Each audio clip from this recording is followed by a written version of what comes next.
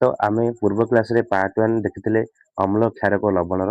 आज आमे पार्ट 2 को देखिबा। जो माने पार्ट 1 को देखिनो से माने जाई पार्ट 1 टी देखिनियो ए अम्ल क्षारक लवणर। देन आसी पार्ट 2 को देखिबा। ओके, देन हमर आ गोटे पार्ट होची पार्ट 3। तो ए पार्ट 2 पर निश्चित भाव में पार्ट 3 को देखिबो। जो माने चैनल को नया कर विजिट करछन से माने चैनल को अम्ल क्षारक सब्सक्राइब कर लवणर देबे। पार्ट 2 रे हमें देखिबा समस्त अम्ल मध्य एवं समस्त क्षारक मध्य समानता माने अम्ल और क्षारकर similarity between acid and base. Acid and base रो किछि सिमिलारिटी गुण हमें देखिबा।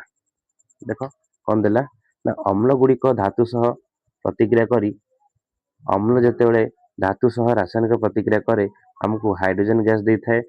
तेणु हाइड्रोजन समस्त अम्ल रे रहिथिबा परे हमको मन हुए। जेतेबेले हमें अम्ल गुड़िक धातु सह रासायनिक प्रतिक्रिया करी हमको को गैस दोची हाइड्रोजन गैस दोची। तो हमको सेते कम मन होउची ना हाइड्रोजन समस्त अम्ल रे रहिथाय सेमति हमको मन हुए। किंतु हाइड्रोजन थिबा समस्त यौगिक अम्लीय नुहंती। ओके, जेउ यौगिक रे हाइड्रोजन अछि ताको हमें अम्लीय कहि परिबा नै। अम्ल गुड़िक द्रवण रे हाइड्रोजन आयन उत्पन्न करती। अम्ल गुड़िक आम जो पानी रे मिसेबा से आम कौन दब हाइड्रोजन आयन उत्पन्न करेंगे। यही H प्लस आयन कैटायन गुड़िक पदार्थर अम्लीय गुण पर दायी। ए आयन गुड़िक द्वारा अम्लीय द्रवणर विद्युत परिवहन हुए। यही आयन गुड़िक द्वारा अम्लीय द्रवण रे विद्युत परिवहन होता है को आयन ना H प्लस आयन द्वारा। देन क्षारक गुड़िक जल रे हाइड्रोक्साइड OH माइनस आयन उत्पन्न करती। जमिति अम्ल तमर जल द्रवीभूत हो H प्लस आयन देता है सेमिति क्षारक मध्य OH माइनस आयन देता है। यही OH आयन रे उपस्थिति द्वारा क्षारक रे जल द्रवण विद्युत परिवहन हुए। जमिति अम्ल रे विद्युत अम्लीय द्रवण रे विद्युत परिवहन होता है सेमिति क्षारीय द्रवण रे मध्य विद्युत परिवहन होता है। कहार उपस्थिति रे अम्ल रे H प्लस आयन उपस्थिति रे और क्षारीय द्रवण रे OH माइनस आयन उपस्थिति रे। बुझेला? ठीक अछि। जीवा नेक्स्ट देखो सिद्धांत गुडी को भल भाबरे मन रखियो। अम्ल जल रे द्रवीभूत होई हाइड्रोजन आयन बा H प्लस आयन देइथिबारु ता विद्युत परिवहन करे। जेहेतु अम्ल जल द्रवीभूत होउची से हमको को आयन दोउची H प्लस आयन दोउची। तो सेति पई सेतरे कोन होउची विद्युत परिवहन होउची। तो कथा चिंता करो ग्लूकोज और अल्कोहल। ग्लूकोज और अल्कोहल रे हमर भी H प्लस आयन अछि। ग्लूकोज और अल्कोहल जल रे वियोजित होई H प्लस आयन सृष्टि करते नहीं। जेते ग्लूकोज और अल्कोहल को आम जल रे वियोजित करबा से हमको H प्लस आयन देबे नहीं। तेणु अल्कोहल एवं ग्लूकोज भली यौगिक गुड़िक हाइड्रोजन थिले मध्य सेमाने जलीय द्रवण रे H प्लस आयन सृष्टि करते नहीं। आम ग्लूकोज और अल्कोहल रे H प्लस आयन अछि किंतु यह जल रे वियोजित होई हमको H प्लस आयन दियंते नहीं। यही कारण एगुड़ी को अम्ल श्रेणीभुक्त करा जाए नहीं। बुझिला तो तमर ग्लूकोज और अल्कोहल ए दुईटे H प्लस आयन अच्छी किंतु ये जो जल रे वियोजित हुए ये हमको H प्लस आयन दिए नहीं। से आम एमान को अम्ल श्रेणीभुक्त करूना। ओके, क्वेश्चन आसे देन तापर देख जलीय द्रवण रे अम्ल और क्षारकर प्रभाव। बुझुची जलीय द्रवण रे अम्ल और क्षारकर प्रभाव माने जलीय द्रवण माने कौन माने जो द्रवण टी जल रे द्रवीभूत होबो ताकू कहते जलीय द्रवण। तो देख कहला जल उपस्थिति रे HCl रु हाइड्रोजन आयन उत्पन्न हुए। बिना जल रे हमर HCl रु H प्लस आयन अलग होई परिबो नहीं। तो अम्ल पाई अम्ल रु H प्लस आयन केमिति अलग हबो।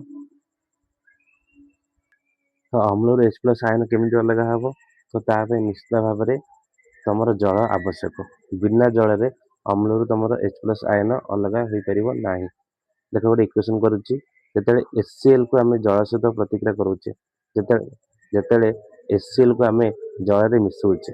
HCl माने हाइड्रोक्लोरिक एसिड का सहित मिसेले जल सहित मिसेले हमको कोन दोची ना H3O प्लस आयन दोची प्लस Cl माइनस दोची। तो H3O प्लस आयन रो ना कोन हाइड्रोनियम आयन। बुझिला तो जेतेबेले आमे अम्ल को जल सहित मिसौचे हमको हाइड्रोनियम आयन दोची ता सहित क्लोरीन दोची। बुझिला ठीक अछि। जेबा नेक्स्ट को तो देखो ये हाइड्रोनियम आयन रे कौन कौन थाए। हाइड्रोनियम आयन टा काहाकू नहीं गठित आमे देखिबा। ହାଇଡ୍ରୋଜେନ ଆୟନ ସ୍ୱତନ୍ତ୍ର ଭାବରେ ରହିପାରେ ନାହିଁ। ଏଇ ହାଇଡ୍ରୋଜେନ ଆୟନଟା ଆମର ସ୍ୱତନ୍ତ୍ର ଭାବରେ ରହିପାରେ ନାହିଁ, କିନ୍ତୁ ଏହା ଜଳ ଅଣୁ ସହିତ ମିଳିତ ହୋଇ ରହିଥାଏ। ଏହା ଜଳ ଅଣୁ ସହିତ ମିଶିକି ରହିଥାଏ। ତେଣୁ ହାଇଡ୍ରୋଜେନ ଆୟନକୁ ସର୍ବଦା H ପ୍ଲସ କିମ୍ବା ହାଇଡ୍ରୋନିୟମ ଆୟନ କୁହାଯାଏ। ବୁଝିଲା ତ? ତମର H ପ୍ଲସ ଆୟନ ଗୁଡ଼ିକ ବା ହାଇଡ୍ରୋଜେନ ଆୟନ ଗୁଡ଼ିକ ସ୍ୱତନ୍ତ୍ର ଭାବରେ ରହିପାରେ ନାହିଁ, କିନ୍ତୁ ଏହା ଜଳ ଅଣୁ ସହିତ ମିଶିକି ଥାଏ। ସେଇ ଜଳ ଅଣୁ ସହିତ ମିଶିକି ରହିଲେ ତାକୁ କଣ କୁହାହବ? ହାଇଡ୍ରୋନିୟମ ଆୟନ କୁହାହବ, ଯୋଉଟା କି H3O+। ତେବେ ଅମ୍ଳ ଗୁଡ଼ିକ ଜଳରେ ବିଯୋଜିତ ହୋଇ ଆମକୁ କୋଉ ଆୟନ ପ୍ରଦାନ କରିଥାନ୍ତି? ନା H3O+ ଆୟନ ଦେଇଥାନ୍ତି ଆଉ H+ ଆୟନ ଦେଇଥାନ୍ତି। ଏ ଦିଟା ପଏଣ୍ଟ ମନେ ରଖିବ। ତମେ ଫାଷ୍ଟ ପଢିଥିଲ ଅମ୍ଳ ଜଳରେ ବିଯୋଜିତ ହୋଇ H+ ଆୟନ ଦିଏ। ଏଠି ଆଉ ଗୋଟେ ପଏଣ୍ଟ ଆଡ କରିଦିଅ, H3O+ ଆୟନ ମଧ୍ୟ ଦେଇଥାଏ। ବୁଝିଲା? ତାପରେ ଦେଖିବା ଜଳୀୟ ଦ୍ରବଣରେ କ୍ଷାରକର ଭୂମିକା। ବୁଝୁଛି ତ? ଜଳୀୟ ଦ୍ରବଣରେ କ୍ଷାରକର ଭୂମିକା ଦେଖିବା। ତ ଦେଖ କଣ ଦେଲା? କ୍ଷାରକ ଜଳରେ ଦ୍ରବୀଭୂତ ହୋଇ ହାଇଡ୍ରୋକ୍ସାଇଡ୍ ଆୟନ ପ୍ରଦାନ କରନ୍ତି। ଯେତେବେଳେ ଆମେ ଗୋଟେ କ୍ଷାରକକୁ ନେଇକି ଜଳରେ ଦ୍ରବୀଭୂତ କରିବା, ଆମକୁ OH ଆୟନ ବା ହାଇଡ୍ରୋକ୍ସାଇଡ୍ ଆୟନ ପ୍ରଦାନ କରିଥାନ୍ତି। ଯେଉଁ କ୍ଷାରକ ଗୁଡ଼ିକ ଜଳରେ ଦ୍ରବଣୀୟ ସେଗୁଡ଼ିକୁ କ୍ଷାର ବା ଆଲକାଲି କୁହାଯାଏ। ତ ଦେଖ କେତେ ଗୁଡ଼ିକ ମୁଁ କ୍ଷାରର ନାଁ କହୁଛି, ଯୋଉଗୁଡ଼ିକ କି ଜଳରେ ଦ୍ରବଣୀୟ, ସେଗୁଡ଼ିକୁ ମନେ ରଖିବ, ପରୀକ୍ଷାରେ ପଡ଼ିବ। ଯେ ପଚାରିବ ଏମାନଙ୍କ ମଧ୍ୟରୁ କୋଉଗୁଡ଼ିକ କ୍ଷାର ବା ଆଲକାଲି। ଯୋଉମାନେ ଜଳରେ ଦ୍ରବୀଭୂତ, ଯୋଉ କ୍ଷାରକ ଗୁଡ଼ିକ ଜଳରେ ଦ୍ରବୀଭୂତ ତାହାକୁ କ୍ଷାର କୁହାଯାଏ। NaOH ଗୋଟେ କ୍ଷାର, KOH ଗୋଟେ କ୍ଷାର, CaOH2 ଗୋଟେ କ୍ଷାର, NH4OH ଇଏ ଗୋଟେ କ୍ଷାର, MgOH2 ଇଏ ଗୋଟେ କ୍ଷାର। ସମସ୍ତ କ୍ଷାର ବା ଆଲକାଲି ଗୁଡ଼ିକ କ୍ଷାରକ ଅଟନ୍ତି। ମାତ୍ର ସମସ୍ତ କ୍ଷାରକ ଗୁଡ଼ିକ ଆଲକାଲି ବା କ୍ଷାର ନୁହନ୍ତି। ଏ ପଏଣ୍ଟ ମନେ ରଖିବ। ଯେତେ କ୍ଷାର ରହିଲେ NaOH, KOH, CaOH2, NH4OH, MgOH2 ଏ ସବୁ କ୍ଷାର, ଏ ସବୁଟିକି ଆଲକାଲି। କିନ୍ତୁ NaOH, KOH, CaOH2, NH4OH, MgOH2 ଏ ସବୁଟିକି କ୍ଷାର, ଏ ସବୁଟିକି ମଧ୍ୟ କଣ ହେବେ? କ୍ଷାରକ ହେବେ। କିନ୍ତୁ ସବୁ କ୍ଷାରକ କ୍ଷାର ନୁହନ୍ତି। ବୁଝିଲା? ଆଉ ଯେତେ କ୍ଷାର ସେ ସବୁ ଜଳରେ ଦ୍ରବୀଭୂତ। ସବୁ କ୍ଷାରକ ଜଳରେ ଦ୍ରବୀଭୂତ ନୁହେଁ। ଓକେ, ଏଗୁଡ଼ିକ ମନେ ରଖିବ। ସମସ୍ତ କ୍ଷାରକ ଜଳରେ ଦ୍ରବୀଭୂତ ନୁହେଁ। ଦେଖିଛ ଏଠି ପଏଣ୍ଟ ଦେଖ, ସମସ୍ତ କ୍ଷାରକ ଜଳରେ ଦ୍ରବୀଭୂତ ନୁହେଁ। କ୍ଷାର ବା ଆଲକାଲି ହେଉଛି ଏକ କ୍ଷାରକ ଯାହାକି ଜଳରେ ଦ୍ରବୀଭୂତ ହୁଏ। ମାନେ ଏ ଯୋଉ କ୍ଷାର ଗୁଡ଼ିକ ବା ଆଲକାଲି ଗୁଡ଼ିକ ଏସବୁ ଜଳରେ ଦ୍ରବୀଭୂତ ହୁଏ। ସେଗୁଡ଼ିକ ହାତକୁ ସାବୁନ ପରି ଲାଗେ, ପାଟିକୁ ଖାରିଆ ଲାଗେ। କେତେ ଗୁଡ଼ିକ ମୁଁ କ୍ଷାରକୁ ଲେଖୁଛି, ଏଟା ସବୁ କଣ ଲେଖିଥିଲି? ଏସବୁ କ୍ଷାର ଲେଖିଥିଲି। ବୁଝିଲା? ଏସବୁ ଲେଖିଥିଲି କ୍ଷାର। ବର୍ତ୍ତମାନ କେତେ ଗୁଡ଼ିଏ କ୍ଷାରକୁ ଲେଖୁଛି, ତାକୁ ମନେ ରଖିବ। ଏସବୁ ନଟ୍ ଆଲକାଲି, ମାନେ କ୍ଷାର ନୁହଁ, ଏସବୁ କଣ? କ୍ଷାରକ। CuO copper oxide, ZnO zinc oxide, Fe2O3 PbO। ହେଲା, ଏଗୁଡିକ ସବୁ ମନେ ରଖିବ, ପରୀକ୍ଷାରେ ଆସିପାରେ। ଯିବା ନେକ୍ସଟ। ଅମ୍ଳ ଓ କ୍ଷାରକର ପ୍ରଶମନୀକରଣ। ମାନେ ଅମ୍ଳ ସହିତ ଆମେ ଯେତେବେଳେ କ୍ଷାରକକୁ ମିଶଉଛେ, ଯେତେବେଳେ ଅମ୍ଳ ସହିତ ଆମେ କ୍ଷାରକକୁ ମିଶଉଛେ, ଆମକୁ ଲବଣ ପ୍ଲସ୍ ଜଳ ଦେଇଥାଏ। ବୁଝିପାରୁଛ ତ? ଆମର ୱାଟରଟା କେମିତି ଗଠିତ ହୋଇଥାଏ? ନା H+ ion plus OH- ion gives rise to H2O। ବୁଝିଲା? ଆଉ ଅମ୍ଳ ବା କ୍ଷାରକ ଜଳରେ ଦ୍ରବୀଭୂତ ହେବା ଏକ ତାପ ଉତ୍ପାଦୀ ପ୍ରତିକ୍ରିୟା। ଯେତେବେଳେ ଆମେ ଅମ୍ଳ ଆଉ କ୍ଷାରକକୁ ନେଇକି ଜଳରେ ଦ୍ରବୀଭୂତ କରେଇବା, ସେଥିରୁ ଆମର କଣ ବାହାରିବ? ତାପ ଉତ୍ପନ୍ନ ହୁଏ। ତେଣୁ ଏହାକୁ ଆମେ କଣ କୁହାଯାଏ? ତାପ ଉତ୍ପାଦୀ ପ୍ରତିକ୍ରିୟା ମଧ୍ୟ କୁହାଯାଏ। ଯେତେବେଳେ ଆମେ ଗୋଟେ ଅମ୍ଳକୁ କିମ୍ବା ଗୋଟେ କ୍ଷାରକକୁ ନେଇକି ଜଳରେ ଦ୍ରବୀଭୂତ କରୁଛେ କିମ୍ବା ଜଳରେ ମିଶଉଛେ, ସେଥିରେ କଣ ହୁଏ? ନା ସେଇ ଅମ୍ଳର କିମ୍ବା ସେଇ କ୍ଷାରକର H3O+ ଆୟନ ଆଉ OH- ଆୟନ କଣ ହୁଏ? ଗାଢତା କମିଯାଏ। ଏହି ପ୍ରକ୍ରିୟାକୁ ଲଘୁକରଣ କୁହାଯାଏ। ଏକ ପ୍ରକ୍ରିୟା କଣ କୁହାଯାଏ? ଲଘୁକରଣ କୁହାଯାଏ। ଏବଂ ଅମ୍ଳ ବା କ୍ଷାରକ ଲଘୁକୃତ ହେଲା ବୋଲି କୁହାଯାଏ। ଲଘୁକରଣ କାହାକୁ କୁହାଯାଏ ମନେ ରହିଲା? ଯେତେବେଳେ ଆମେ ଗୋଟେ ଅମ୍ଳକୁ ନେଇକି ଜଳରେ ମିଶଉଛେ କିମ୍ବା ଯେତେବେଳେ ଆମେ ଗୋଟେ କ୍ଷାରକକୁ ନେଇକି ଜଳରେ ମିଶଉଛେ, ସିଏ ଏକକ ଆୟତନ ପ୍ରତି H3O+ ଆୟନ, OH- ଆୟନ ଗୁଡ଼ିକର ଗାଢତା କମିଯାଏ। ଅମ୍ଳର H3O+ ଆୟନର ଗାଢତା କମିଯିବ, କ୍ଷାରକର OH- ଆୟନ ଗାଢତା କମିଯିବ। ଏହି ପ୍ରକ୍ରିୟାକୁ ଲଘୁକରଣ କୁହାଯାଏ। ଆଉ ଅମ୍ଳ ବା କ୍ଷାରକ ଲଘୁକୃତ ହେଲା ବୋଲି କୁହାଯାଏ। ବୁଝିଲା ତ? ଲଘୁକଣ କାହାକୁ କୁହାଯାଏ? ଯେତେବେଳେ ଆମେ ଗୋଟେ ଅମ୍ଳକୁ କିମ୍ବା ଗୋଟେ କ୍ଷାରକକୁ ନେଇକି ଜଳରେ ଦ୍ରବୀଭୂତ କରାଇବା ସେମାନଙ୍କର ଆୟନ ଗୁଡ଼ିକର ଗାଢ଼ତା କମିଯିବ। ଏହାକୁ ଲଘୁକଣ କୁହାଯାଏ। ଅମ୍ଳ ଓ କ୍ଷାରକ ଜଳରେ ଦ୍ରବୀଭୂତ ହେବା ଏକ ଅତିମାତ୍ରାରେ ତାପ ଉତ୍ପାଦୀ ପ୍ରତିକ୍ରିୟା। ଏଇଟା ମନେ ରଖିବ। ତାପରେ କିଛି ଆମେ କ୍ୱେଶ୍ଚିନ୍ କରିବା। ଆମକୁ କିଛି କ୍ୱେଶ୍ଚିନ୍ ଦେଇଛି। ଦେଖ କଣ କହିଲା କ୍ୱେଶ୍ଚିନ୍। କ୍ୱେଶ୍ଚିନ୍ ଟି ଦେଲା HCl, HNO3 ଇତ୍ୟାଦି ଜଳରେ ଦ୍ରବୀଭୂତ ହୋଇ ଅମ୍ଳୀୟ ଲକ୍ଷଣ ପ୍ରଦର୍ଶନ କରନ୍ତି। ଠିକ୍ ଅଛି। ଆଲକୋହଲ ଏବଂ ଗ୍ଲୁକୋଜ ଭଳି ଯୌଗିକ ଗୁଡ଼ିକର ଜଳୀୟ ଦ୍ରବଣ ଅମ୍ଳୀୟ ଲକ୍ଷଣ ଦେଖାନ୍ତି ନାହିଁ କାହିଁକି? ଏଇନା ସାଙ୍ଗେ ସାଙ୍ଗେ କହିକି ଆସିଲି ଯେ HCl ଆଉ HNO3 ହେଉଛନ୍ତି ସବଳ ଅମ୍ଳ। ଇଏ ଜଳରେ ବିଘଟିତ ହୋଇ ଆମକୁ H+ ଆୟନ ପ୍ରଦାନ କରନ୍ତି। କିନ୍ତୁ ତମର ଆଲକୋହଲ ଆଉ ଗ୍ଲୁକୋଜ ପରି ଜୈବିକ ଅମ୍ଳ ଏ ଜଳରେ ସହଜରେ ବିଘଟିତ ହୋଇ H+ ଆୟନ ଦେଇନଥାନ୍ତି। ତେଣୁ ଏଗୁଡ଼ିକ ଅମ୍ଳୀୟ ଲକ୍ଷଣ ଦେଖାନ୍ତି ନାହିଁ। କାରଣ ଏଗୁଡ଼ିକ ଜଳରେ ଦ୍ରବୀଭୂତ ହୋଇ ଆମକୁ H+ ଆୟନ ଦିଅନ୍ତିନି, ହେଲା, ସହଜରେ ଦିଅନ୍ତିନି। ତେଣୁକରି ଏଗୁଡ଼ିକ ଆମେ ଅମ୍ଳ କାହିଁ କହିବା? ବୁଝୁଛ ତ? ସେଇଟା ହଉଛି ମେନ୍ ପଏଣ୍ଟ। ସେକେଣ୍ଡ କ୍ୱେଶ୍ଚିନ୍ ଦେଖ କଣ। ସେକେଣ୍ଡ କ୍ୱେଶ୍ଚିନ୍ କହୁଛି ଗୋଟିଏ ଅମ୍ଳର ଜଳୀୟ ଦ୍ରବଣ ବିଦ୍ୟୁତ ପରିବହନ କରିପାରେ କି? ହଁ କରିପାରିବ। କାରଣ ଅମ୍ଳର ଜଳୀୟ ଦ୍ରବଣ ବିଦ୍ୟୁତ କରେ। ନା ଗୋଟିଏ ଅମ୍ଳ ଜଳରେ ବିଘଟିତ ହୋଇ H+ ଆୟନ ଦେଇଥାଏ। ସେଥିପାଇଁ ଅମ୍ଳର ଜଳୀୟ ଦ୍ରବଣ ବିଦ୍ୟୁତ ପରିବହନ କରେ। ଶୁଷ୍କ HCl ଗ୍ୟାସ୍ ଶୁଷ୍କ ଲିଟମସ୍ କାଗଜର ବର୍ଣ୍ଣ ବଦଳାଇ ପାରେ ନାହିଁ କାହିଁକି? କହିକି ଆସିଥିଲି ତମକୁ। କାରଣ ଶୁଷ୍କ HCl ଯେକୌଣସି ଅମ୍ଳ କିମ୍ବା ଯେକୌଣସି କ୍ଷାରକ ବିନା ଜଳରେ ସେମାନେ H+ ଆୟନ ଦେଇପାରିବେନି କି OH- ଆୟନ ଦେଇପାରିବେନି। ଇଏ ଆମକୁ ଅମ୍ଳ କଥା ପଚାରିଛି, ତେଣୁ ଆମେ ଅମ୍ଳ କଥା ହିଁ କହିବା। ଶୁଷ୍କ HCl ମାନେ ଶୁଖିଲା HCl ଯେତେବେଳେ ଆମେ ସିଏ ଆମକୁ H+ ଆୟନ ଦବନି। କଣ ପାଇଁ? ନା ଆମେ ପଢିକି ଆସିଲେ ଯେ ଆମର ଅମ୍ଳ ପାଇଁ ନିହାତି ଜଳ ଆବଶ୍ୟକ। ହେଲେ ଆମକୁ H+ ଆୟନ ଦବ। ତ ଜଳ ଉପସ୍ଥିତିରେ HCl ରୁ ହାଇଡ୍ରୋଜେନ ଆୟନ ଉତ୍ପନ୍ନ ହୁଏ। ଜଳର ଅନୁପସ୍ଥିତିରେ HCl ଅଣୁରୁ H+ ଆୟନ ଅଲଗା ହୋଇପାରେ ନାହିଁ।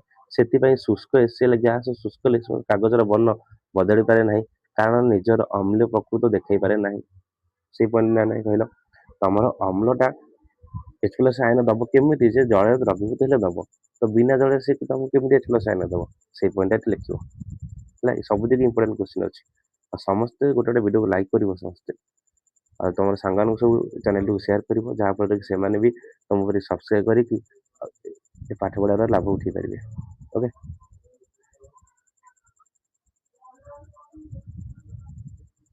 ଯିବା ଆଉ କେତେ ଗୁଡ଼ିଏ କ୍ୱେଶ୍ଚିନ୍ କରିବା। ଦେଖ, ଏକ ଅମ୍ଳର ଗାଢ଼ତା ହ୍ରାସ କରିବା ପାଇଁ ପରାମର୍ଶ ଦିଆଗଲା। କହିଲ ଦେଖି ଅମ୍ଳଟା ଗାଢ଼ତା କେମିତି କମିବ? କଣ କହିଥିଲି? ତ ଯେଉଁ ଅମ୍ଳର ଜଳରେ ଦେଖ, ଯେ ଅମ୍ଳକୁ ଜଳରେ ମିଶାଇବା ଉଚିତ, କିନ୍ତୁ ଜଳକୁ ଅମ୍ଳରେ ନୁହେଁ କାହିଁକି? ଏଇ ପଏଣ୍ଟଟା ମନେ ରଖିବ। ଆମେ ଜାଣିଛେ ଅମ୍ଳର ଗାଢ଼ତା କେମିତି କମିବ? ତାକୁ ଜଳରେ ମିଶେଇଲେ କମିବ। ତ ତମେ ଏଠି ପ୍ରଶ୍ନ ହଉଛି ଯେ ଅମ୍ଳକୁ ଜଳରେ ମିଶେଇବା ନା ଜଳକୁ ଅମ୍ଳରେ ମିଶେଇବା? କୋଉଟା କହିଲେ ଠିକ ହବ? ତମେ ମନେ ରଖିବ, ଜଳରେ ଆମେ କଣ କରିବା? ଅମ୍ଳ ମିଶେଇବା। ବୁଝିଲା? ଏଟା ଜଳ ଥିବ, ମନେକର ୱାଟର ଏତେ ଥିବ, ତ ଅମ୍ଳକୁ ଜଳରେ ମିଶେଇବା। ତା ଅର୍ଥ କଣ? ଏଇ ଜଳରେ କଣ ମିଶେଇବା? ଅମ୍ଳ ମିଶେଇବା। ବୁଝିଲା? ଏଇ ଜଳରେ କଣ ମିଶେଇବା? ଅମ୍ଳ ମିଶେଇବା। ଏମିତି ମନେ ରଖ। ଘରେ ବାଲ୍ଟି ଥିବ, ଘରେ କଣ ଥିବ? ବାଲ୍ଟି ଥିବ। ବାଲ୍ଟିରେ ଆମେ ଯେତେବେଳେ ଘର ସଫା କରୁଛେ, ତ ବାଲ୍ଟିରେ ମନେକର କିଛି ମିଶଉଛେ ନା ମିଶଉନେ? କିଛି କେମିକାଲ ମିଶଉଛେ। ତ ବାଲ୍ଟିରେ କଣ ଅଛି? ଜଳ ଅଛି। ଆମେ କଣ ମିଶିଲେ? ଗୋଟେ କେମିକାଲ ମିଶିଲେ। ସେଇ କେମିକାଲକୁ ଭାବ ତମେ ଅମ୍ଳ। ତ ଅମ୍ଳକୁ କଣ କଲେ? ଜଳରେ ମିଶେଇଲେ। ଏଇଟା ହଉଛି ଠିକ। ଆଉ ଯଦି ତମେ ଅମ୍ଳ ଏଥିରେ ଅଛି, ବୁଝୁଛି, ଯଦି ତମର ଅମ୍ଳ ଅଛି ସେଥିରେ ଆଣିକି ଜଳ ପକେଇବ, ତାହେଲେ ସେ କଣ ହବ? ତମର ତାପ ସୃଷ୍ଟି କରିବ। ବୁଝୁଛ ତ? ତ ଏଣେ ତେଣେ ଛିଟିକି ପଡିବ, ଯାହା ଫଳରେ କି ତୁମର କ୍ଷତି ଘଟିବ। ଦେଖ କଣ ଦେଇଛି, ଗାଢ ଅମ୍ଳରେ ଜଳ ମିଶାଇଲେ, ଯେତେବେଳେ ଅମ୍ଳ ଅଛି, ଏଠି ହଉଛି କଣ ଅଛି? ଅମ୍ଳ ଅଛି। ଏଇ ଅମ୍ଳରେ ଯେତେବେଳେ ଆମେ କଣ ମିଶଉଛେ? ଆଣିକି ଜଳ ମିଶେଇବା, ପ୍ରଚୁର ପରିମାଣରେ ତାପ ଉତ୍ପନ୍ନ ହେତୁ ମିଶ୍ରଣ ଏଣେ ତେଣେ ଛିଟିକି ପଡିବ ଏବଂ ଭଲ ଭାବରେ ଦେଖ କଣ ସବୁ ଲେଖା ହେଇଛି। ଗାଢ ଅମ୍ଳରେ ଜଳ ମିଶାଇଲେ ମିଶ୍ରଣଟି ପ୍ରଚୁର ତାପ ଉତ୍ପନ୍ନ କରେ। ମିଶ୍ରଣ ଏଣେ ତେଣେ ଛିଟିକି ପଡିବ ଏବଂ ଅମ୍ଳ ଥିବା କାଚଟି ଭାଙ୍ଗି ଯାଇପାରେ। ଆହତ ହେବା ଆଶଙ୍କା ଦୂର କରିବା ପାଇଁ ଆମେ ଅମ୍ଳକୁ ଜଳରେ ମିଶାଇବ। ମନ ହେଲା ତ କାହା କୋଉଥିରେ ମିଶାଇବ? ଘରେ ଗୋଟେ ବାଲ୍ଟି ଅଛି, ବାଲ୍ଟିରେ ଜଳ ଅଛି, ତମେ ଘର ସଫା କରିବା ପାଇଁ କିଛି କେମିକାଲ ଏଥିରେ ଆଡ କରୁଛ, ସେଇ କେମିକାଲ ଟାକୁ ଭାବ ତମର ଅମ୍ଳ। ବୁଝିଲା ତାହେଲେ କାହାକୁ କୋଉଥିରେ ମିଶାଇଲା? ନା ଅମ୍ଳକୁ ନେଇକି ଜଳରେ ମିଶାଇଲା। ଏଇଟା ହଉଛି ମେନ୍ ପଏଣ୍ଟ। ଆଉ ଜଳକୁ ଯଦି ଅମ୍ଳରେ ମିଶାଇବ ତାହେଲେ କଣ ସୃଷ୍ଟି ହବ? ତାପ ସୃଷ୍ଟି ହବ। ମିଶ୍ରଣରେ ଫଟକା ସୃଷ୍ଟି ହବ। ମିଶ୍ରଣ ଏଣେ ତେଣେ ଛିଟିକି ପଡିବ। ତ ସେଇ ଅମ୍ଳ କାଚଟା ଭାଙ୍ଗି ଯାଇପାରେ, ଫଳରେ କ୍ଷତି ଘଟିପାରେ। ଅମ୍ଳ ଦ୍ରବଣ ଲଘୁକରଣ ପ୍ରକ୍ରିୟା ଦ୍ଵାରା, ଅମ୍ଳର ଲଘୁକରଣ ଅର୍ଥ କଣ? ନା ଅମ୍ଳକୁ ନେଇକି ଜଳରେ ମିଶିବା। ଜଳରେ ମିଶିଲେ କଣ ହବ? ନା ତାର H ପ୍ଲସ ଆୟନ ଗାଢତା କମିଯିବ। H ପ୍ଲସ ଆୟନ ଯେମିତି H ପ୍ଲସ ଆୟନ କାହା ସହିତ ବାନ୍ଧି ହେଇକି ଥାଏ? ଜଳ ସହିତ ବାନ୍ଧି ହେଇକି ଥାଏ। ଜଳ ସହିତ ବାନ୍ଧି ହେଇକି ରହିଲେ ତାକୁ କଣ କୁହାଯିବ? ହାଇଡ୍ରୋନିୟମ ଆୟନ। ତ ତାର ଗାଢତା କଣ ହବ ବି? କମିଯିବ। ବୁଝିଲ ତ? ଠିକ ଅଛି। ତାପରେ ଅଧିକ ପରିମାଣର କ୍ଷାରକ ସୋଡିୟମ ହାଇଡ୍ରକ୍ସାଇଡ ଦ୍ରବଣରେ ଦ୍ରବୀଭୂତ ହେଲେ ହାଇଡ୍ରକ୍ସାଇଡ OH ମାଇନସ ଆୟନର ଗାଢତା କିପରି ପ୍ରଭାବିତ ହବ? ଗୋଟେ କ୍ଷାରକ ଅଛି, ତା ଦେହରେ ଆଉ ଆଣିକି କ୍ଷାରକ ମିଶେଇଲା, ସେ କଣ ହବ? ବଢିଯିବ। ତ OH ମାଇନସ ଆୟନର ଗାଢତା କଣ ହବ? ବୃଦ୍ଧି ପାଇବ। ଓକେ, ଠିକ ଅଛି। ଅମ୍ଳ ଓ କ୍ଷାରକର ଦ୍ରବଣ କେତେ ସବଳ ଆମେ ଜାଣିବା କେମିତି? ନା ଲଘୁକରଣ ପ୍ରକ୍ରିୟାରେ ଦ୍ରବଣର H ପ୍ଲସ କିମ୍ବା OH ମାଇନସ ଆୟନର ଗାଢତା ହ୍ରାସ ପାଇଥାଏ।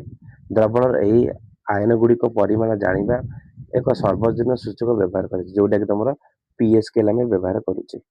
ତ PH ସ୍କେଲ କଣ? Important question. PH ସ୍କେଲ କୁ ଆସିବ 2 ମାର୍କ 3 ମାର୍କ କ୍ୱେଶ୍ଚିନ୍ ଆସିପାରେ। PH ହେଉଛି ଏକ ସଂଖ୍ୟା ଯାହା ଦ୍ରବଣର ଅମ୍ଳ କିମ୍ବା କ୍ଷାରୀୟ ପ୍ରକୃତିକୁ ସୂଚିତ କରେ।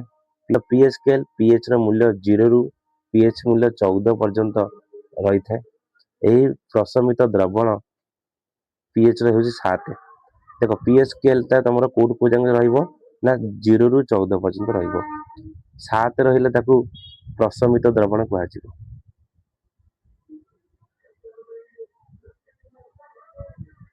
PH ସ୍କେଲରେ PH ର ମୂଲ୍ୟ 7 ରୁ କମ ହେଲେ ଦ୍ରବଣଟିକୁ ଅମ୍ଳୀୟ କହିବ। ଯେତେବେଳେ PH ର ମୂଲ୍ୟ 7 ରୁ କମିବ, PH ର ମୂଲ୍ୟ 7 ରୁ କମିବ, ତାକୁ କଣ କହିବ? ଦେଖ ଏଇଟା 0, ଏଇଟା 7, ଏଇଟା 14, ଏତିକିରେ PH ସ୍କେଲ ଥାଏ। 7 ରୁ କମିଲେ ଏଗୁଡିକ ସବୁ ଅମ୍ଳ। ଆଉ 7 ରୁ ଅଧିକ ହେଲେ ସବୁ କଣ? କ୍ଷାରକ। ବୁଝିଲା ତ? ଦେଖ 7 ରୁ ଅଧିକ ହେଲେ ସବୁ କଣ? କ୍ଷାରକ। ଏପଟକୁ ଆମେ ଯେତେ ଆଗକୁ ଯିବା କ୍ଷାରକ ସେତେ ବଢି ବଢି ଯିବ। ଏପଟକୁ ଆମେ ଯେତେ ଆଡେ ଯିବା, 0 ଆଡିକି ଯେତେବେଳେ ଯିବା, ଅମ୍ଳ ସେତେ ବଢି ବଢି ଯିବ। ଏ ପଏଣ୍ଟଟା ମନେ ରଖିବ। ଦ୍ରବଣରେ H ପ୍ଲସ ଆୟନର ଗାଢତା ବଢିଲେ ଦ୍ରବଣର ଅମ୍ଳ ପ୍ରକୃତି ବଢେ। ଯେତେବେଳେ H ପ୍ଲସ ଆୟନ ବଢିବ, ଅମ୍ଳଟା ବଢିବ। ସେହିପରି ଦ୍ରବଣରେ OH ମାଇନସ ଆୟନର ଗାଢତା ବଢିଲେ ଦ୍ରବଣର କ୍ଷାରୀୟ ପ୍ରକୃତି ବଢେ। OH ମାଇନସ ଆୟନ ବଢିଲେ କ୍ଷାରୀୟ ପ୍ରକୃତି ବଢିବ। H ପ୍ଲସ ଆୟନ ବଢିଲେ ଅମ୍ଳ ପ୍ରକୃତି ବଢିବ। H ପ୍ଲସ ଆୟନ ବଢିବ କେମିତି? ତମେ ଏମିତି ବାମ ପଟକୁ ଗଲେ H ପ୍ଲସ ଆୟନ ବଢିବ। ସେମିତି କ୍ଷାରକ ପ୍ରକୃତି ବଢିବ କେମିତି? OH ମାଇନସ ଆୟନ ବଢିବ କେମିତି? ତମେ ଡାହାଣ ପଟକୁ ଗଲେ କ୍ଷାରକ ପ୍ରକୃତି ବଢିବ। ତାପରେ ଏଗୁଡିକର ପଏଣ୍ଟ ସବୁ ମନେ ରଖିବ। କାହାର PH ମୂଲ୍ୟ କେତେ କହିଦଉଛି, ବହିରେ ସବୁ ନୋଟ କରିନିଅ। ଜିଭ ଲାଳର PH ମୂଲ୍ୟ ଖାଇବା ପୂର୍ବରୁ 7.4, ଖାଇସାରିଲା ପରେ 5.8। ଲେମ୍ବୁ ରସର PH ମୂଲ୍ୟ ଇମ୍ପୋର୍ଟାଣ୍ଟ 2.2 ରୁ 2.4। ମିଶ୍ରିତ ପାନୀୟର PH ମୂଲ୍ୟ 6.0। କଫିର PH ମୂଲ୍ୟ 4.5 ରୁ 5.5। ଟମାଟୋ ରସର PH ମୂଲ୍ୟ 4.0 ରୁ 4.4। କଳ ପାଣିର PH ମୂଲ୍ୟ 7.1। 1 mNaOH ର PH ମୂଲ୍ୟ 14, ଯୋଉଟା କି ତମର କ୍ଷାରକ। ଦେନ୍ ଏଇଗୁଡିକ ପଏଣ୍ଟ ବି ସବୁ ମନେ ରଖିବ। ପାଚକ ରସର PH ମୂଲ୍ୟ 1.2। ଲେମ୍ବୁ ରସର PH ମୂଲ୍ୟ 2.2 ରୁ 2.4। ବିଶୁଦ୍ଧ ଜଳ ବା ରକ୍ତର PH ମୂଲ୍ୟ 7.4। ମିଲ୍କ ଅଫ୍ ମାଗ୍ନେସିଆର PH ମୂଲ୍ୟ 10। ସୋଡିୟମ ହାଇଡ୍ରକ୍ସାଇଡ ଦ୍ରବଣ NaOH PH ମୂଲ୍ୟ 14। ଏ ପଏଣ୍ଟ ମନେ ରଖାହବ। କେତେ ଗୁଡିଏ ମୁଁ ଷ୍ଟ୍ରଙ୍ଗ ଏସିଡ, ଷ୍ଟ୍ରଙ୍ଗ ବେସ୍, ୱିକ୍ ଏସିଡ, ୱିକ୍ ବେସ୍ ର ନାଁ ଲେଖିଦେଇଛି। ଏ ନୋଟକୁ ଭଲ ଭାବରେ ପଢି ନବ କିମ୍ବା ଖାତାରେ ଚାହିଁଲେ ଲେଖି ନବ। ତମର ଷ୍ଟ୍ରଙ୍ଗ ଏସିଡ ହଉଛି HCl, ଦେନ୍ ତାପରେ H2SO4, HNO3, ଏଗୁଡିକ ସବୁ ଷ୍ଟ୍ରଙ୍ଗ ଏସିଡ। ଏମିତି ସବୁ ତଳକୁ ଆସିବ, ମାନେ ଷ୍ଟ୍ରଙ୍ଗ ରୁ କମି କମି ଆସିବ। ଷ୍ଟ୍ରଙ୍ଗ ହଉଛି HCl, ତାପରେ H2SO4, ତାପରେ HNO3, ଏ ତିନିଟା ମନେ ରଖ। ସେମିତି ଷ୍ଟ୍ରଙ୍ଗ ବେସ୍ କହିଲେ NaOH, KOH, LiOH, ଏଗୁଡା ସବୁ ମନେ ରଖିବ। ସେମିତି ତାପରେ ଦେଖିବା ୱିକ୍ ଏସିଡ। ୱିକ୍ ଏସିଡ ତମର ଏସିଡିକ ଏସିଡ ଆସିବ, CH3COH, कार्बनिक acid, formic acid, phosphoric acid, यार सब मन रखिबो ना। नोट सब लिखि दे, खातार सब लिखि देले सुविधा हबो। देन वीक बेस आसीबो ammonia NH3, magnesium hydroxide MgOH whole 2, ये सब वीक एसिड। ओके, देखो अम्ल क्षारकर सबलता, जो अम्ल गुड़िक अधिक परिमाण H प्लस आयन देइथांती सेगुड़ी सबल अम्ल, जो अम्ल गुड़िक कम परिमाण H प्लस आयन देइथांती सेगुड़ी दुर्बल अम्ल कहती। जो क्षारक गुड़िक अधिक परिमाण OH माइनस आयन देइथांती सेगुड़ी सबल क्षारक कहवा। जो क्षारक गुड़िक कम परिमाण OH माइनस आयन देइथांती सेगुड़ी दुर्बल क्षारक कहवा। मन रहा, जी अधिक H प्लस आयन देव सबल, कम H प्लस आयन देले दुर्बल, अधिक OH माइनस आयन देले सबल क्षारक, कम देले दुर्बल क्षारक। एतरा कौन अछि। दैनंदिन जीवन में पीएच र गुरुत्व, मेन मेन पॉइंट्स। आम शरीर पीएच मूल्य 7.0 ରୁ 7.8, बुझिला ना नहीं। तो जीव जगत निर्दिष्ट पीएच मूल्य रे बंची थाए। अम्ल वर्षा क्या कहती ना, वर्षा जलर पीएच मूल्य 5.6 रु कम होइथिले, जेतेबेले वर्षा जल पीएच मूल्य 5.6 रु कम होइथिले ताको कोन कहइबो, अम्ल वर्षा कहइबो। तो एई अम्ल वर्षा पानी जेतेबेले बोही जाई नदी रे मिसे, नदी जलर पीएच कम कमी जाए। या फल नदी रे जलचर प्राणी माने बंचिबा कष्टकर हुए। शुक्र ग्रहर वायुमंडल को एसिड अछि, सल्फ्यूरिक एसिड H2SO4, H2SO4 है, H2SO4 सल्फ्यूरिक एसिड बहरिया धड़ा हलदिया बादल गठित करे। मन रहियो। तापरे परिपाक व्यवस्था रे पीएच, परिपाक व्यवस्था रे पीएच एटा मन रखिबो ना। देख आम पाकस्थली रे, आमर पाकस्थली हाइड्रोक्लोरिक एसिड प्रस्तुत करुछि। जेतेबेले आम खाद्य शरीर भीतर हजम होउछि, HCl एसिड प्रस्तुत होउछि, हाइड्रोक्लोरिक एसिड। यह पाकस्थली कौनसी क्षति न करी केवल खाद्य हजम करिबारे साहाय्य करे। तो अर्जुन समय पाकस्थली अत्यधिक अम्ल प्रस्तुत करिଥାଏ। यह पेट जंत्रणा, असुस्थता बा यही जंत्रणा उपशम पाइबा पई आमे क्षारक व्यवहार करिबा। ताकू कौन कहती, प्रति अम्ल कहती। से क्षारक गुड़ी कौन कौन मन रखिबो, गोटे होची गोटे जिनस होची, गोटे सेटा मन रखिबो मैग्नीशियम हाइड्रोक्साइड बा मिल्क ऑफ मैग्नीशियम। ताले मन रहिला, जेतेबेले शरीर भितर अत्यधिक अम्ल सृष्टि हुए तमे कौन खाइबो, मैग्नीशियम हाइड्रोक्साइड बा मिल्क ऑफ मैग्नीशियम। तमे जो इनो खाउचो बा O2 खाउचो, ये सब कहार उपादान, ये सब मैग्नीशियम हाइड्रोक्साइड बा मिल्क ऑफ मैग्नीशियम रो उपादान गुड़ी। तापरे पीएच ର परिवर्तन दंत क्षयर कारण। दांतर बहिरावरण आमर कैल्शियम फॉस्फेट रे गठित। यह शरीर मध्य सबुठारु शक्त। पाटिर पीएच मूल्य 5.5 रु केते रु 5.5 रु कम हेले दंत क्षय स्टार्ट हो जाए। खाई सारिबा परे पाटिरे लागि रहितबा मिठा जिनिस बा खाद्य कणिका को पाटिरे बीजाणु निम्नीकरण करी अम्ल रे परिणत करे, जहा फल रे पाटिर पीएच मूल्य 5.5 रु कमी जाए। यार प्रतिकार पाई तमे कौन करूछ, सबुदिन खाई सारा परे पाटी को भल भाव धोइबो, टूथपेस्ट व्यवहार करिवो। बुझिला। तापरे तमन सब एडवर्टाइज देखिथिबो, टूथपेस्ट रे कौन अछि, नमक अछि बा लूण अछि, किंतु टूथपेस्ट रे कौन साधारणतः क्षारीय है। तो तापर देखो, तापर असला रासायनिक युद्ध जरिया रे प्राणी एवं उद्भिद आत्मरक्षा। देख महुमाछी दंशन रे एक अम्ल आम शरीर को आसी जंत्रणा सृष्टि करिଥାଏ। तो महुमाछी जो तुमको दंशन करिवो, तमे सेठी कौन लगेइबो, खाइबा सोडा लगेइबो। तो खाइबा सोडा लगेइले मृदु क्षारक दंशन स्थल रे व्यवहार कले उपशम मिलता है। तमे ताले कौन व्यवहार करिवो, तुमको जिते महुमाछी दंशन करुछि तुम सेठी कौन व्यवहार करिवो, खाइबा सोडा व्यवहार करिवो। खाइबा सोडा व्यवहार कले तुमको से जंत्रणा उपशम मिलिवो। तापर देखो बिछुआती पत्रर अंश देहरे फोड़ी होई गले मिथानिक एसिड बा फॉर्मिक एसिड शरीर मध्य को आसी थाए। यह जड़ापड़ा जंत्रणा सृष्टि करते। तो यह केमती रक्षा करिवो ना, डक प्लांट व्यवहार करिवो। कौन व्यवहार करिवो, डक प्लांट। देखो बिछुआती गछ पाखे गोटे गछ थिबो, से गछटा एमितिका देखिବାକୁ पानपत्र टाइप रो थिबो, तो ताकू कौन कहती, डक प्लांट कहती। Duck plant. तो ताकू सेठी घसिले तमर ଉପଶମ ମିଳିବ। ଦେଖ ଏଇ ପଏଣ୍ଟ ମନେ ରଖିବ ଏ ବକ୍ସଟାକୁ। ଭିନେଗାର ଏସିଡିକ୍ ଏସିଡ, କମଳା ସାଇଟ୍ରିକ୍ ଏସିଡ, ତେନ୍ତୁଳି ଟାର୍ଟାରିକ୍ ଏସିଡ, ଟମାଟୋ ଅକ୍ଜାଲିକ୍ ଏସିଡ, ଦହି ଲାକ୍ଟିକ୍ ଏସିଡ, ଲେମ୍ବୁ ସାଇଟ୍ରିକ୍, ପିମ୍ପୁଡ଼ି ଦଂଶନ ମିଥାନିକ୍ ଏସିଡ ବା ଫର୍ମିକ୍ ଏସିଡ, ସେମିତି ବିଛୁଆତି ମିଥାନିକ୍ ଏସିଡ ବା ଫର୍ମିକ୍ ଏସିଡ। ମନେ ହେଲା? ଏତିକି ପଏଣ୍ଟ ମନେ ରଖିବ। ତ ମାଟିର ପିଏଚ୍ ମୂଲ୍ୟ ଦେଖ, ମାଟିର ପିଏଚ୍ ମୂଲ୍ୟ ଆମର ସବୁ ଜାଗାରେ ମାଟିର ପିଏଚ୍ ମୂଲ୍ୟ ସମାନ ନଥାଏ ହେଲା, ଏଟା ଟିକେ ମନେ ରଖିବ। ଦେଖ କିଛି ପଏଣ୍ଟ 4ଟା କ୍ୱେଶ୍ଚିନ୍ ଦେଇଛି ଆମକୁ, ତାକୁ କରିନେବା। ଏ ଓ ବି ଦୁଇଟି ଦ୍ରବଣ ଅଛି। ଏ ର ପିଏଚ୍ ମୂଲ୍ୟ 6, ବି ର ପିଏଚ୍ ମୂଲ୍ୟ 8। କେଉଁ ଦ୍ରବଣଟି ହାଇଡ୍ରୋଜେନ ଆୟନ ଗାଢତା ଅଧିକ? ଯେଉଁ ଅମ୍ଳ ତାର ହାଇଡ୍ରୋଜେନ ଗାଢତା ଆୟନ ଅଧିକ ହବ, 6 ର ତାହେଲେ ଅଧିକ ହବ। ଦେଖିଦବ ଏ ଦ୍ରବଣର ହାଇଡ୍ରୋଜେନ ଆୟନ ଗାଢତା ଅଧିକ। ଏହି ଦୁଇଟି ମଧ୍ୟରୁ ଅମ୍ଳ ଏବଂ କେଉଁଟି କ୍ଷାରୀୟ? ତାହେଲେ ଅମ୍ଳ ଦେଖ କହିଥିଲେ 7 ରୁ କମ ଭିତରେ ରହିଲେ ସେ ଅମ୍ଳ, ତାହେଲେ 6 ହଉଛି ଅମ୍ଳ ବା ଏ ହଉଛି ଅମ୍ଳ, ବି ହଉଛି ମାନେ 8 ହଉଛି କଣ କ୍ଷାରୀୟ। ଗଲା first question. Second question, H plus ion ଗୁଡ଼ିକର ଗାଢତା ଦ୍ରବଣର ପ୍ରକୃତି ଉପରେ କି ପ୍ରଭାବ କରେ? ଯେତେବେଳେ H ପ୍ଲସ ଆୟନର ମୂଲ୍ୟ 10⁻⁷ ସେଟା ହଉଛି ପ୍ରଶମିତ। ଯେତେବେଳେ H ପ୍ଲସ ଆୟନର ମୂଲ୍ୟ 10⁻⁷ ଠୁ ଅଧିକ ତେବେ ସେଟା କଣ କହିବ? ଅମ୍ଳ କହିବ। ଯେତେବେଳେ H ପ୍ଲସ ଆୟନ 10⁻⁷ ରୁ କମିବ ସେଟା କ୍ଷାରୀୟ। ଏଇ ପଏଣ୍ଟଟା ମନେ ରଖିବ। ଯିବା ନେକ୍ସଟ କ୍ୱେଶ୍ଚିନ୍। ଆଉ ଦୁଇଟି କ୍ୱେଶ୍ଚିନ୍ ରହିଲା, ଏଇ ଦୁଇଟି କ୍ୱେଶ୍ଚିନ୍ରେ ଆମର ସରିଯିବ। ଦେନ୍ ଆମର ରହିବ ଆଉ ଗୋଟେ ପାର୍ଟ ରହିବ ପାର୍ଟ 3। ସେଇ ପାର୍ଟ 3 ବିଷୟରେ ବିଷୟଟା ପୁରା କମ୍ପ୍ଲିଟ୍ ହେଇଯିବ। ଯାହା କରିବ କି ତୁମର ଆଉ ଡାଉଟ୍ କିଛି ରହିବନି ଏ ବିଷୟରେ ଭଲ ଭାବରେ। ଏ 3ଟି ଭିଡ଼ିଓକୁ ଭଲ ଭାବରେ ଦେଖିବ।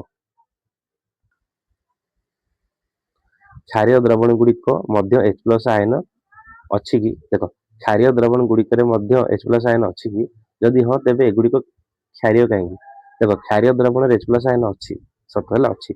ଏଗୁଡ଼ିକର pH 7 ରୁ ଅଧିକ, ତେଣୁ H ପ୍ଲସ ଆୟନର ଗାଢତା 10⁻⁷ ମୋଲ ଲିଟର ରୁ 10⁻14 ମୋଲ ଲିଟର ମଧ୍ୟରେ ଥାଏ। ବୁଝିଲା ନା ନାଇଁ? ତ କ୍ଷାରୀୟ ଦ୍ରବଣରେ H ପ୍ଲସ ଆୟନ ଅଛି କିନ୍ତୁ ଏହା ଅମ୍ଳୀୟ ନୁହେଁ। ଏଗୁଡ଼ିକ କ୍ଷାରୀୟ କଣ ପାଇଁ? ନା ଏଗୁଡ଼ିକର pH ମୂଲ୍ୟ ଆମର 7 ରୁ ଅଧିକ ଅଛି। ଏଗୁଡ଼ିକ pH ମୂଲ୍ୟ pH 7 ରୁ ଅଧିକ। କେତେ? ନା 10 ଯୋଉ H ପ୍ଲସ ଆୟନର ଗାଢତା 10⁻⁷ ଆଉ 10⁻14 ଭିତରେ ରହିଥାଏ। ମାଟିରେ କେଉଁ ଅବସ୍ଥାରେ ଜଣେ କୃଷକ ତାର ଜମିରେ କଲିଚୂନ କିମ୍ବା ସମିତ ଚୂନ କିମ୍ବା ଚକ୍ ବ୍ୟବହାର କରିଥାଏ? ଯେତେବେଳେ ଦେଖିବ ଯଦି କୌଣସି କାରଣରୁ ମାଟିର ଅମ୍ଳର ପରିମାଣ ବୃଦ୍ଧି ପାଏ, ଯଦି ଗୋଟେ ମାଟିରେ ଚାଷ ଜମିରେ ଅମ୍ଳର ପରିମାଣ ବଢିଗଲା, ତେବେ ସେଇ କୃଷକଟି ତାକୁ ପ୍ରଶମିତ କରିବା ପାଇଁ କଲିଚୂନ ବ୍ୟବହାର କରିବ, ନହେଲେ ସମିତ ଚୂନ ବ୍ୟବହାର କରିବ, ନହେଲେ କ୍ୟାଲସିୟମ କାର୍ବୋନେଟ୍ ପରି ଚକ୍ ମଧ୍ୟ ବ୍ୟବହାର କରିବ ହେଲା। ତ ଇଏ ଥିଲା ତମର ଅମ୍ଳ କ୍ଷାରକ ଲବଣର ଫାର୍ଷ୍ଟ ପାର୍ଟ କମ୍ପ୍ଲିଟ୍ କରିଥିଲେ। ଆଜି ଆମେ ସେକେଣ୍ଡ ପାର୍ଟ କମ୍ପ୍ଲିଟ୍ କଲେ। ଦେନ୍ ଆଉ ଗୋଟେ ପାର୍ଟ ରହିଗଲା, ତାକୁ ଆମେ ନେକ୍ସଟ ଭିଡ଼ିଓରେ କମ୍ପ୍ଲିଟ୍ କରିବା।